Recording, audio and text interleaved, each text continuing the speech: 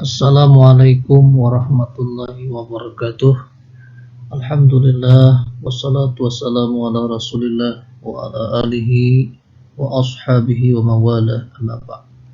Siswa sekalian yang berbahagia, alhamdulillah puji syukur kita panjatkan kehadirat Allah Subhanahu wa taala yang mana pada hari ini kita bertemu kembali dalam pembelajaran online di semester ganjil mata pelajaran fikih tahun 2020-2021. Siswa sekalian, baiklah sebelum kita menginjak ke materi pelajaran, Bapak selalu mengingatkan kalian untuk selalu mengisi daftar hadir karena kehadiran kalian itu sangat menentukan sekali dalam nanti kalian mendapatkan nilai pada mata pelajaran fikih.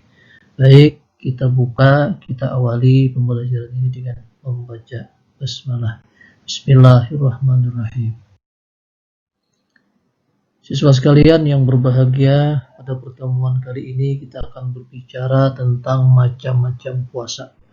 Pada pertemuan yang telah lalu, kita berbicara tentang hal-hal yang disunahkan dalam berpuasa, kemudian hal-hal yang membatalkan puasa, serta hikmah daripada ibadah puasa. Hari ini kita berbicara tentang macam-macam puasa.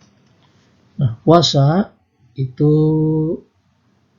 banyak macam-macamnya, yakni ada terbagi 4 puasa itu. Yang pertama adalah puasa wajib, yang kedua adalah puasa sunnah, yang ketiga puasa makruh, dan yang keempat adalah puasa haram.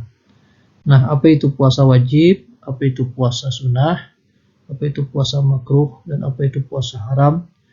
Mari kita akan bicarakan satu persatu. Pada pertemuan kali ini kita akan berbicara tentang puasa wajib. Nah, puasa wajib adalah puasa yang diwajibkan dilaksanakan oleh mereka yang memenuhi syarat puasa. Jadi puasa wajib itu adalah puasa yang diwajibkan, yang diperintahkan oleh Allah kepada umat Islam yang wajib dilaksanakan apabila dia sudah memenuhi syarat puasa. Nah, apa itu syarat puasa? Tentunya mereka yang mewajibkan puasa itu pertama adalah orang Islam, kemudian dia sudah mencapai akil balik, kemudian dia berakal sehat dan suci daripada hadas, baik hadas besar maupun dia suci daripada haid dan nifas. Puasa wajib, hadirin yang berbahagia atau siswa sekalian yang dimuliakan Allah, itu terbagi kepada 3 bagian. Nah, jadi puasa wajib juga dibagi kepada 3 bagian. Ada tiga macam puasa wajib. Nah, yang pertama adalah puasa Ramadan. Yang kedua adalah puasa qada, dan yang ketiga adalah puasa nazar atau puasa kafarat. Nah, jadi puasa wajib itu terbagi kepada 4. Pertama Ramadan, kedua qada, ketiga nazar, dan yang keempat adalah kafarat. Baik, kali ini kita berbicara tentang puasa Ramadan dulu. Nah, puasa Ramadan ya menurut pengertiannya adalah puasa yang diwajibkan pada bulan Ramadan oleh orang-orang Islam yang beriman. Nah, jadi puasa Ramadan adalah puasa yang diwajibkan oleh Allah, yang dilaksanakan pada bulan Ramadan oleh orang-orang Islam yang beriman. Kenapa? Karena banyak saja orang Islam tetapi dia tidak melaksanakan puasa.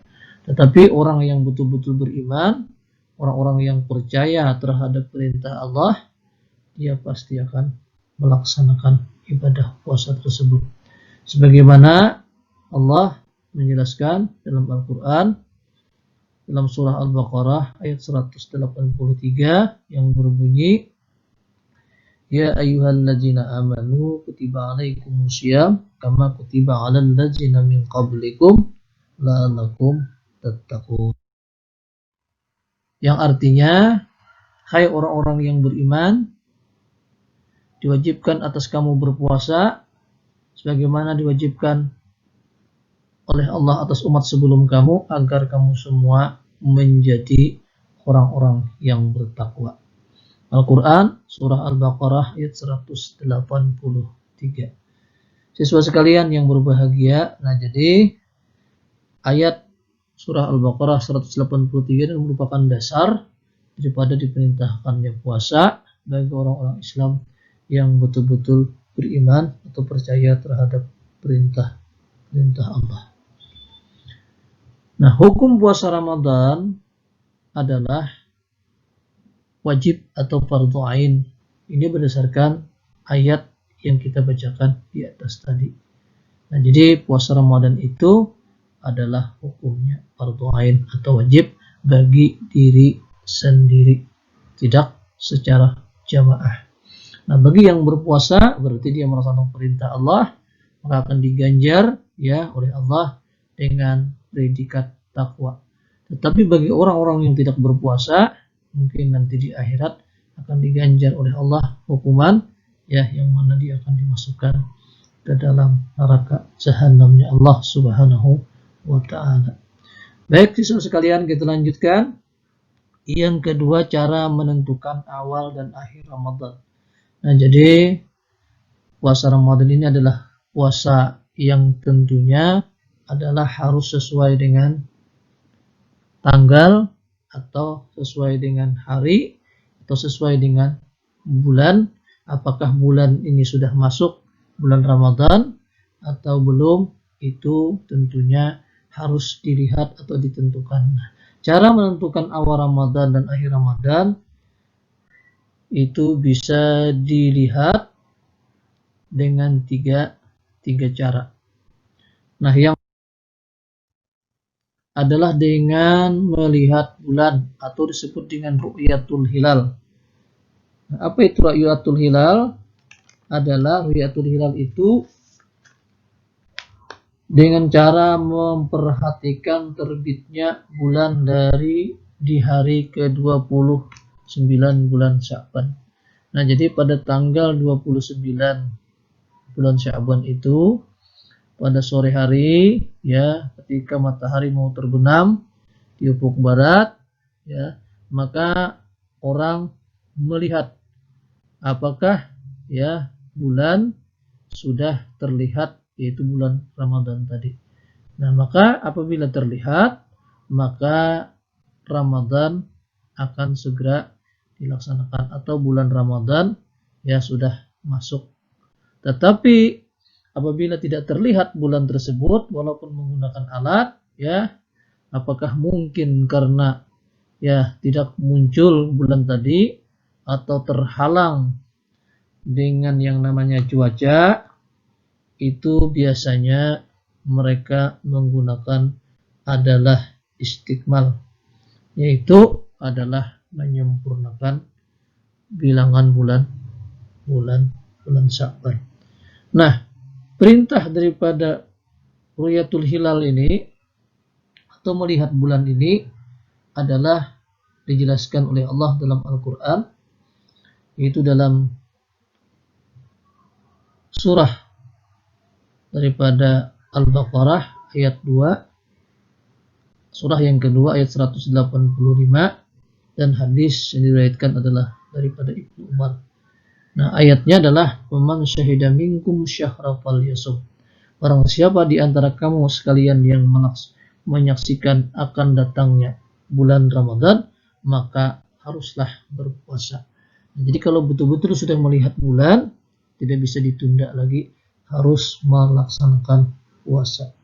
Nah, sedangkan hadis yang diriwayatkan oleh Ibnu Umar adalah yang artinya orang-orang yang mengintai hilal atau bersama, maka saya sampaikan pada Rasulullah bahwa saya telah melihatnya. Kemudian Nabi pun berpuasa dan menyuruh orang-orang untuk berpuasa. Hadis riwayat Abu Daud dan Ibnu Hibban. Jadi ya, dasarnya daripada ru'yatul hilal ini adalah sangat kuat sekali, yakni Al-Quran surah Al-Baqarah 185 dan hadis yang diriwayatkan daripada Abu Daud dan Ibnu Hibban daripada Ibnu Umar radhiyallahu anhu.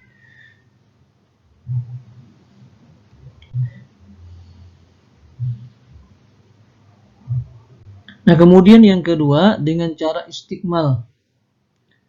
Apa istikmal? Istikmal adalah dengan cara menyempurnakan bilangan bulan Sya'ban menjadi 30 hari. Jadi kalau tidak bisa melihat dengan ru'yatul hilal, maka harus dengan istikmal, yakni menyempurnakan bilangan bulan Sya'ban menjadi 30 hari. Hal ini juga ya dijelaskan oleh Nabi kita Muhammad sallallahu alaihi wasallam ya dengan hadisnya yang artinya adalah berpuasalah kamu sekalian karena kamu melihat bulan, dan berbukalah atau berlembaranlah kamu sekalian karena kamu melihat bulan. Maka jika kamu sekalian tidak dapat melihat bulan, maka sempurnakanlah bilangan hari dari bulan Sya'ban tersebut menjadi 30 hari. Hadis riwayat Bukhari dan Muslim. Nah, jadi ya dengan istikmal ini juga dalilnya kuat, hadis diriwayatkan daripada ya Bukhari dan Muslim. Jadi kata Nabi kita Muhammad sallallahu alaihi wasallam, ya jika kita ya melihat bulan ya berpuasa, dan jika tidak melihat bulan maka hendaklah menyempurnakan bilangan bulan Sya'ban menjadi 30 hari. Kemudian yang ketiga dengan cara hisab. Apa itu dengan cara hisab? Yaitu menghitung. Ya, menghitung maksudnya menghitung posisi hilal dengan bantuan ilmu falak, hisab dan astronomi. Nah, jadi berapa ketinggian hilal tadi atau ketinggian bulan tadi, berapa derajat, itu sangat menentukan. Nah, kalau sudah mencukupi derajat untuk menentukan bulan itu adalah sudah di atas ufuk atau di atas ketinggian yang untuk mencukupi bilangan sehingga hari berikutnya atau bulan berikutnya sudah masuk, maka ya dilaksanakanlah ibadah puasa. Dan begitu juga ketika menentukan daripada mengakhiri bulan Ramadan atau menentukan Lebaran, yaitu dengan cara ru'yatul hilal. Ya, kalau tidak mampu melihat bulan maka dengan istikmal, itu menyempurnakan bulan Ramadan 30 hari. Dan juga kalau tidak dengan istikmal bisa dengan hisab. Dan biasanya ya yang dipergunakan itu adalah dengan metode, yaitu adalah ru'yatul hilal dengan melalui metode hisab. Siswa sekalian yang berbahagia, siswa sekalian, kita lanjutkan. Yang ketiga adalah ketentuan bagi orang yang tidak berpuasa Ramadan atau orang yang diperbolehkan tidak berpuasa Ramadan. Nah, siapa mereka? Yang pertama yang diperbolehkan untuk tidak berpuasa adalah perempuan yang sedang haid dan nifas. Nah, jadi perempuan yang sedang haid, berapa hari dia haidnya, berapa hari dia nifasnya, boleh dia tidak berpuasa. Namun setelah dia suci, dia wajib membayar pada bulan-bulan yang lain berapa yang ia tinggalkan puasanya. Nah, kalau dia tidak membayar pada bulan yang berjalan sampai Ramadan berikutnya, maka dia dikenakan ya denda, yaitu bayar fidyah dan berpuasa. Nah, jadi berpuasa berapa hari yang ditinggalkan ditambah lagi dengan fidyah berapa hari dia tidak berpuasa, segitu juga dia membayar fidyah untuk mengasih makan kepada fakir dan miskin. Kemudian yang kedua adalah orang yang sedang sakit, yang tentunya adalah sedang sakit keras. Ya, apakah sakitnya sudah sakit ya koma, atau sakitnya itu sudah bertahun-tahun lamanya, ya dia tidak bisa mengurus dirinya sendiri, tapi orang lain yang harus mengurusnya. Ini diperbolehkan tidak berpuasa, namun dia membayar fidyah. Nah, bagi yang sakitnya sakit biasa, sakit gigi, sakit kepala, itu tidak termasuk, atau sakit mah juga tidak termasuk. Kenapa? Karena ya Nabi mengatakan ya berpuasa itu adalah sehat, sumu tasihu, kata Nabi. Berpuasa itu adalah sehat. Jadi orang yang sakit-sakit, sering sakit-sakitan, itu kalau mau mengamalkan puasa, ya baik puasa wajib, puasa sunnah, yakin penyakitnya akan diangkat oleh Allah Subhanahu wa ta'ala. Kemudian yang ketiga, orang yang diperbolehkan tidak berpuasa adalah orang yang dalam perjalanan jauh, yang tentunya perjalanannya beratus-ratus atau beribu-ribu kilometer, yang menggunakan ya kendaraan yang sangat sederhana. Kalau di zaman Nabi dulu adalah memakai kendaraan unta. Sekarang kan tidak masalah lagi. Kalau hanya sekitar 80 kilo, 100 kilo, itu naik mobil, naik sepeda motor paling lama sekitar 2 jam. Nah, selama 2 jam itu tidak memberatkan berpuasa. Nah, apalagi misalnya perjalanan jauh, ribuan kilo juga tidak masalah, karena sekarang adalah ada yang namanya pesawat terbang. Tidak mungkin orang ke Jakarta sana naik perahu, tidak mungkin. Tapi dia harus naik pesawat terbang yang tentunya tidak mengganggu dia berpuasa. Kenapa? Karena ya berpuasa di dalam perjalanan itu, kata Nabi, ya kata Allah Subhanahu wa ta'ala, jika kamu mengetahui lebih baik nilainya daripada tidak berpuasa. Kenapa? Dalam Al-Quran ya wa in kuntu di dalam Al-Quran dikatakan ya jika kamu mengetahui maka berpuasa itu adalah lebih baik bagimu. Wa antasumu khairul lakum in kuntum ta'lamun. Kemudian yang keempat, yang diperbolehkan tidak berpuasa adalah orang yang sedang dalam keadaan kesulitan atau terpaksa karena tua renta atau lansia. Nah, jadi bagi orang-orang tua yang sudah usianya lanjut, umurnya 70, 80, 90, mungkin ada yang 100, itu diperbolehkan tidak berpuasa, dia hanya membayar fidyah. Siapa yang membayarkan? Bisa anaknya, kemudian bisa saudaranya, atau bisa juga orang yang merawatnya. Kenapa? Karena dia tidak punya kemampuan lagi ya untuk berpuasa dan bekerja yang lain. Karena semua fisiknya tentunya adalah sangat lemah sekali. Kemudian yang terakhir adalah wanita yang sedang hamil dan menyusui anak. Nah, jadi wanita-wanita yang sedang hamil tua, ya, yang sudah kandungannya berat, ya, mereka yang menyusui anaknya khawatir kalau kena hamilnya sakit atau janinnya terganggu dan anak yang sedang menyusui sakit, maka diperbolehkan tidak berpuasa. Namun dia wajib membayar pada bulan yang lain kalau dia sudah melahirkan, kalau dia sudah tidak lagi menyusui anaknya. Nah, bagaimana kalau dia membayar fidyah? Nah, karena Allah mengatakan berpuasa itu lebih baik daripada tidak berpuasa. Jadi siswa sekalian yang berbahagia, itulah ya yang namanya ketentuan orang-orang yang diperbolehkan tidak berpuasa. Demikian sampai di sini ya yang Bapak tepat sampaikan. Bila itu hidayah. Assalamualaikum warahmatullahi wabarakatuh.